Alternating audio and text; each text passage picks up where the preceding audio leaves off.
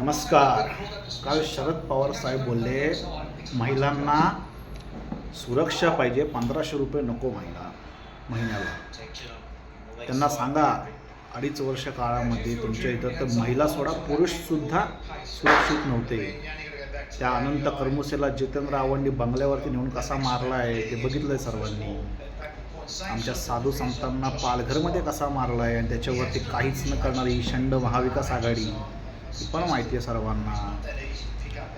इतकं चितळीने फक्त या पवार साहेबांची कविता शेअर केली म्हणून महिनाभर जेलमध्ये तिला डांबून ठेवली होती. येतं महिला सुरक्षित होत्या असं त्यांचं मत आहे. परत रवी राणाची बायको नवनीत राणा हिला महिनाभर फक्त हनुमान चालीसा बोलली म्हणून महिनाभर डांबून ठेवण्यात महिला सुरक्षतेच्या बातम्या करते. महिला सोडा तुमच्या काळामध्ये तर पुरुषसुद्धा सुरक्षित नव्हते आणि चालले गप्पा मारायला. जय हिंद, जय महाराष्ट्र, सनातन धर्म की जय.